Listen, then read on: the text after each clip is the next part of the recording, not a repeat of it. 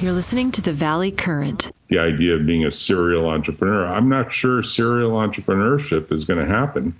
I think you're right. I mean, if I asked you if you found the perfect acquisition deal for Hierarchy and you did that deal, would you have in your head, yeah, I'm ready to start another one? Yeah. No, I would say just what you said. I'd say, Jack, I know you got a birthday coming up. I know you're coming up on the big 50.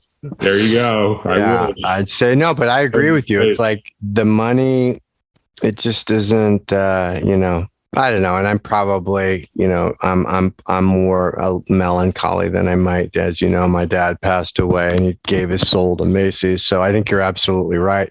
Like, what are we doing? And as Simon Sinek says, what's your why? And I think you're right. I think people are getting tired of, and there's always going to be a Steve Jobs or a Elon Musk and these people that are just, they've got the juice and the chops to keep doing that. But a lot of people, so here's what's interesting about what I do.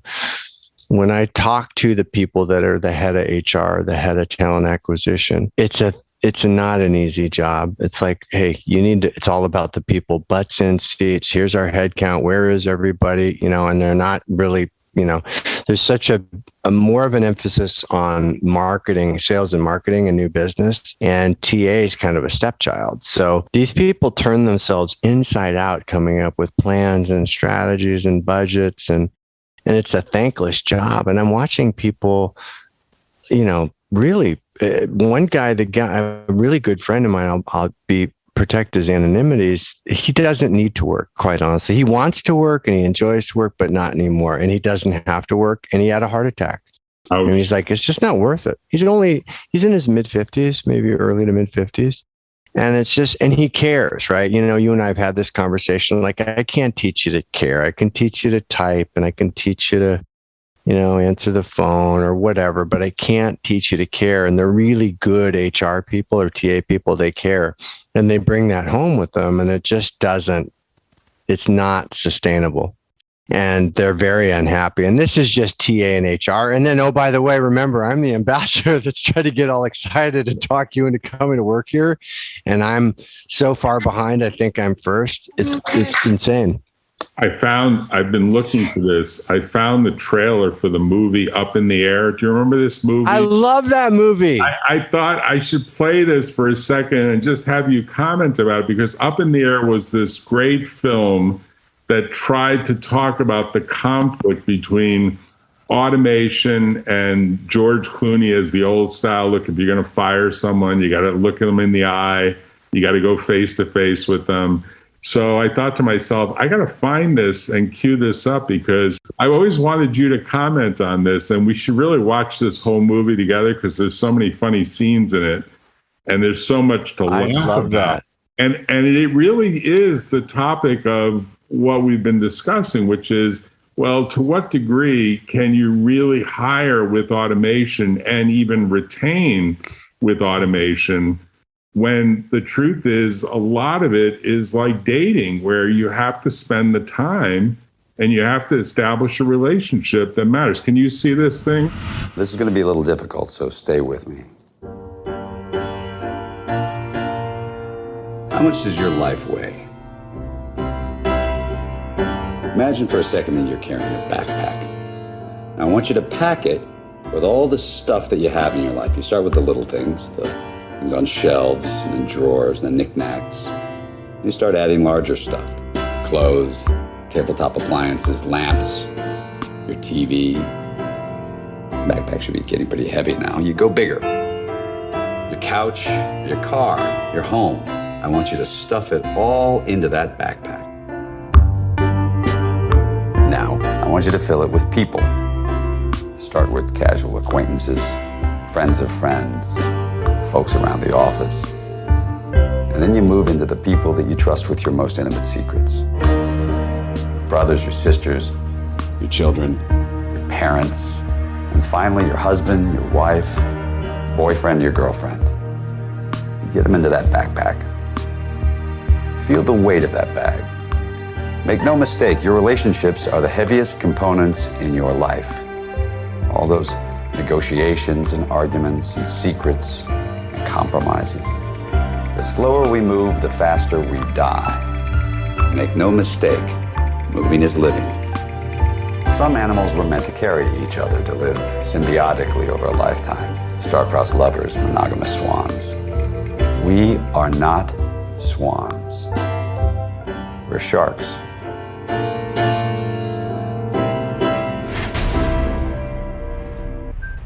So I actually thought they were going to actually take some better scenes that deal with the employment issue. Yeah, that was brutal. Yeah, that film, in many ways, was sort of the argument against automation. But the way it ended was they were using automation. They were using Zoom like termination to shoot people. Yep. And the woman, the younger woman who's kind of like the AI, hey, AI is going to change everything.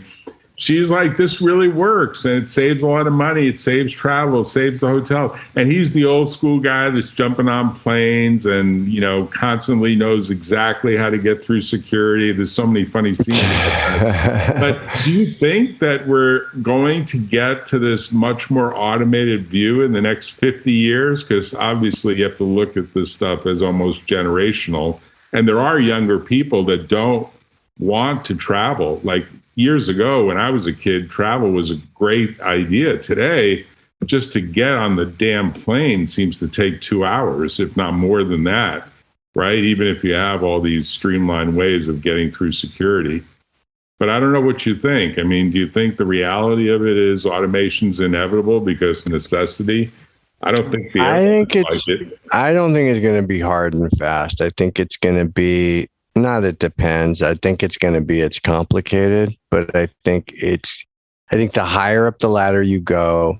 So here's what's interesting about that one AI platform that I mentioned. And that is, let's say everyone has mentors. I've asked you to mentor me and you have mentored me. I'm a big fan. So if I join a company because I'm in alignment with the values or the charter or the mission statement of the company, and then for one reason or another you dip or you leave, I'm not going to stick around. I'm going to follow you. I joined you. I believed in you. And that, it sounds kind of syrupy, but it's true. And so when a key person leaves, then the team dissipates. Duress, the more carnage, the harder it gets. And it takes one or two key people to leave a company, and it's not good. I can't tell you how many times I've seen companies just dissolve, and not because they didn't have a good product or service, or because they didn't have a good idea, or that they didn't have money. It was because the people or the person that really, listen, Jack, I know it's all about relationships. And it's so interesting. I just reread Atomic Habits, and the guy's talking about how technology does so much for us these days. It's almost obscene. And we can use technology, but that swings both ways. I mean, it can really desensitize things. I mean, I hate to say it because it sounds like a cop-out, but it just depends. But I would say to you, the higher up you go, the less effective AI is. The more important the role, the less applicable and the less effective AI is in terms of measuring. And there's all kinds of assessments, and there's all these things hoops that you can put people through. But companies spend mad money for a key position to an agency to place the right person there, and that's by design. And AI will never do that. I mean, what would it take me to convince you to come work for me and be my chief legal officer? You would never do it. I mean, it would take heaven and earth to get you, and you would be a great person. Well, it would be one of those things where I would say I wouldn't last very long, because I would say... No, but you mock, but you know what? I would follow you to the end of the earth, and you're exactly the sort of person that would be a great, but you wouldn't do it because you know how much time and energy and resources, literally and figuratively, it would take to do what would be needed. And there's no amount of money that I Well, couldn't bribe you? I do get these calls all the time, typically from I bet you do. New York firms that want to put a stake in the Silicon Valley turf. And they say, hey, you've been in Silicon Valley for 40 plus years. You know the terrain, you know the players, you got the network. We want to have a branch office here. And I just look at them saying, are you ready to commit? Because it's like a 20-year commitment to really build a brand. And then the question is, what brand do you want to have? Because you have to decide that you're really going to stay and you're going to commit and you're going to put the money and resources and find and get the talent, which is pretty hard. And inevitably, they're like, no, we just want you to press the button and make it all happen. And I said, that's called the magic wand. Dude, and you just answered your own question. The latest one was great because it played out as a result of one of our companies that I helped start like 20 years ago, finally got bought for a big number. So of course that hit the press and everyone starts looking up in LinkedIn, who was the guy who helped found the company and did the early work and stayed with the company, blah, blah, blah. And they of course find you. And they're like, we want you to run like our early stage stock portfolio and reproduce what you did. And I'm like, you have to be able to put in 20, 30, 40 years. I don't have 20, 30, 40 years of work span left, They're like, yeah, but if you maybe teach a bunch of other people, and a lot of that is not very teachable. It's hard to imagine that you can take that soft skill. It's a very hard soft skill to evaluate serial entrepreneurs, and do they still have the passion and desire, and they're going to do something really interesting. And that stuff is not the easiest thing in the world to do. And I'll tell you, the one remark I'll make generally, I think that that's going away, that the people that did it during the growth of Silicon Valley are all exiting, and the new generation doesn't have the talent and didn't even bother to try to learn it. And so I think we're going to have a very different environment for early stage entrepreneurs because they're not going to get the same sort of wisdom of the elders, because all those elders are exiting and they're not bringing on the next generation. So it's it's happening in the venture capital community too. It's happening in the legal community. It's happening in the venture capital community. It's happening in essentially the angel community. Those people are not training the next generation, and the next generation seems to be somewhat disinterested in learning it. And I don't know what that means for the evolution of Silicon Valley, because those soft skills are what build passion and people saying, I can do something, I can do something. And I want to mention something to you that I've been following. I'm sure you have too. This case against Elizabeth Holmes. Oh, God. Did you know that we did that LinkedIn deal, bro? And we got stiffed. We got left holding the bag. On Theranos? On Theranos? Yeah. So let me tell you something. Getting into that building, it was that old Dow Jones building off of Page Mill. Yes. Yeah, everyone was wearing, it was like walkie-talkies and security, like 10 I was like, wow. Well, their side of that story, I never represented them, and I never would. I would be too small anyway, probably, even at the start, perhaps, because she had a lot of VC funding. But generally speaking, they believed that the incumbents, which really are in control of blood testing, there's like 3 or 4 companies, they're sort of like the oligopoly of the industry. Yeah. They believed that those 3 companies were out to kill any innovation. So imagine. Interesting. So their side of it, I'm not taking their side of it, because I do think there's just so much evidence that what they did was beyond the pale of even the most aggressive entrepreneurs who are pushing the envelope, because they were doing all sorts of things to hide what the true facts were.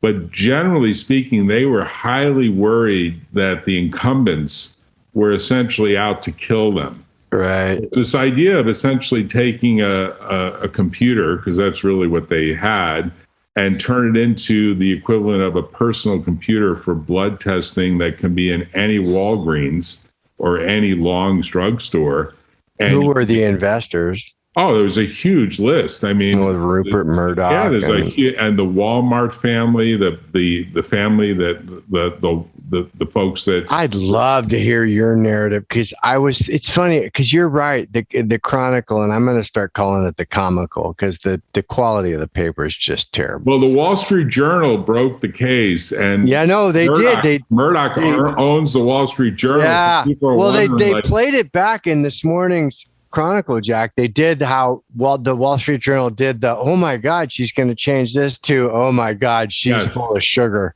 And you know what was interesting is her whole rap is, oh, I was just trying to improve stuff and, make it better. And she screwed the pooch. Well, she's going to get condemned by there's like over 1,000 text messages. Oh yeah, with Sonny. The reality is the jurors are going to see those text messages, and that's going to almost give a blip by blip kind of accounting of what happened here.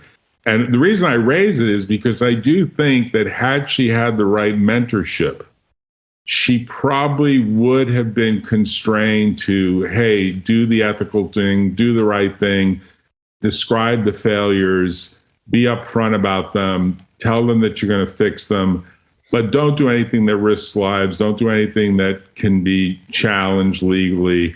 And ultimately, I don't know where the lawyers were in this, and I'm sure they had several law firms. But those law firms, including some that are going to be forced to testify, I think there's going to be a few. Man, they are going to be in for grilling.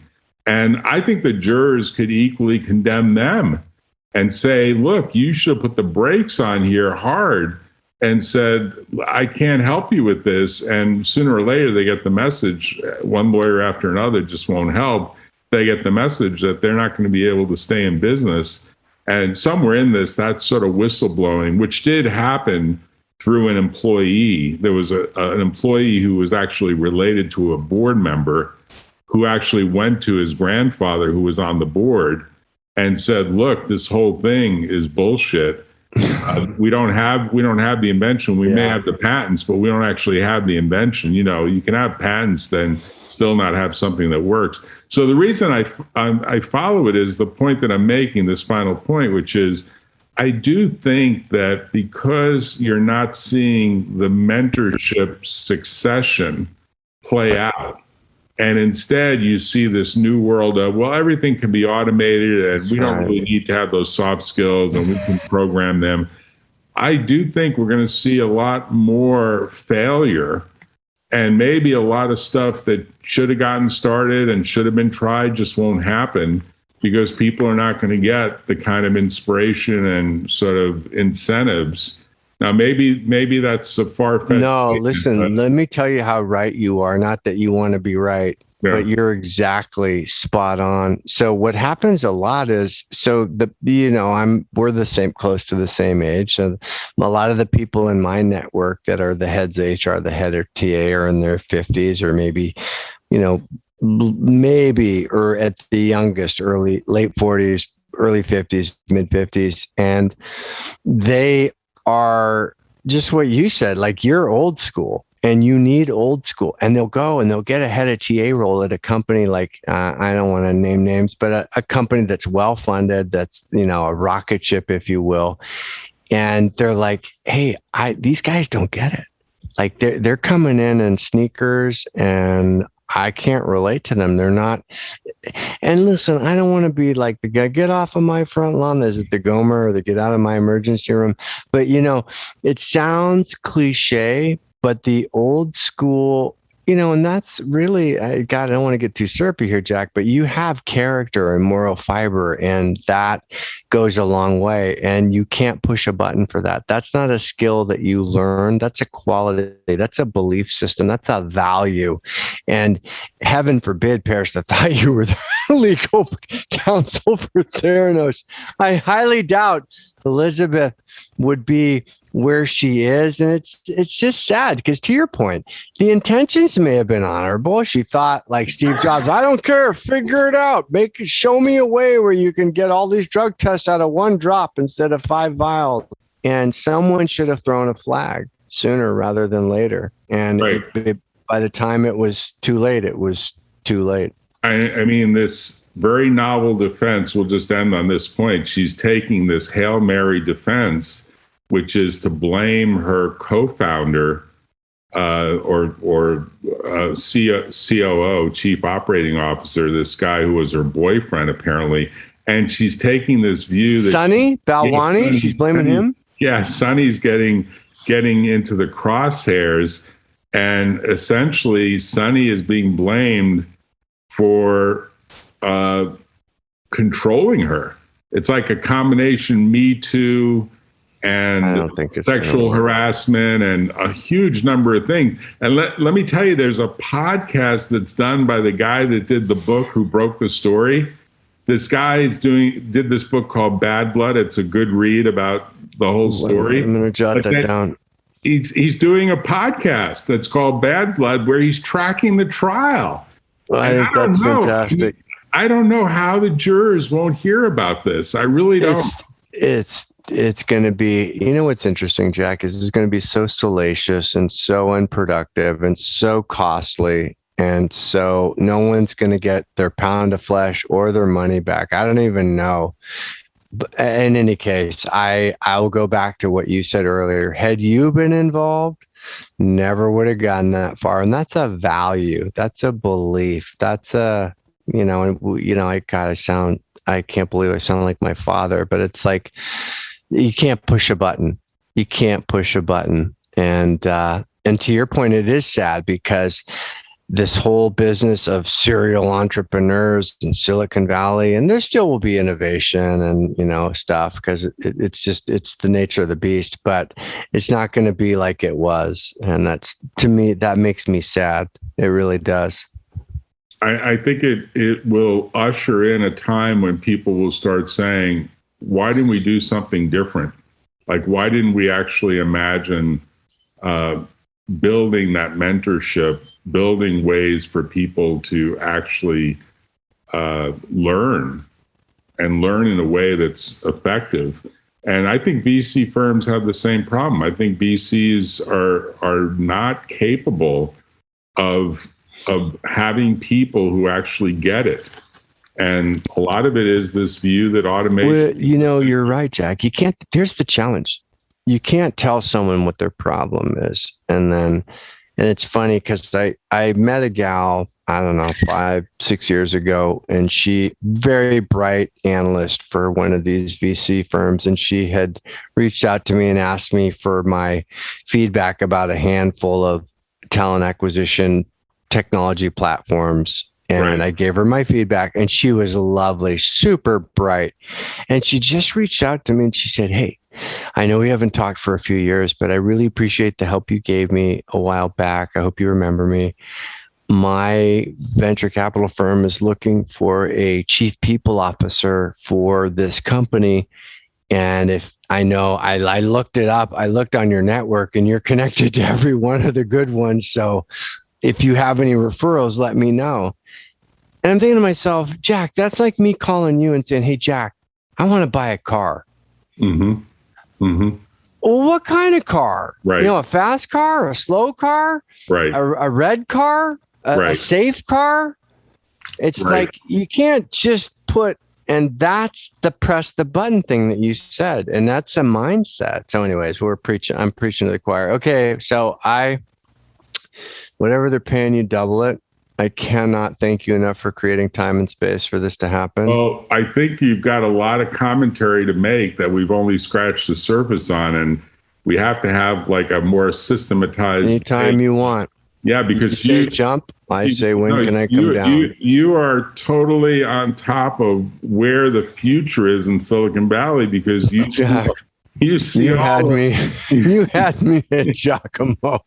Stop recording. Stop recording. You see all of it as it plays out, and you repeatedly. So let's get your contact information, because I'm sure you want more business, right? That's what you. No, actually, we don't.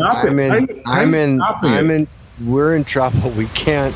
I'm not being coy or Yeah. smarmy. Like, we literally don't scale. Like, we can't take on any more clients. You're out of cycles, right? You only have. Well, it's just so many like there's cycles. just so much. I don't. It's like you. I want to. I want you to take on 10 of my next cases. You couldn't do it. You would. Right. You would very graciously but politely recuse yourself. Tune in next time on The Valley Current.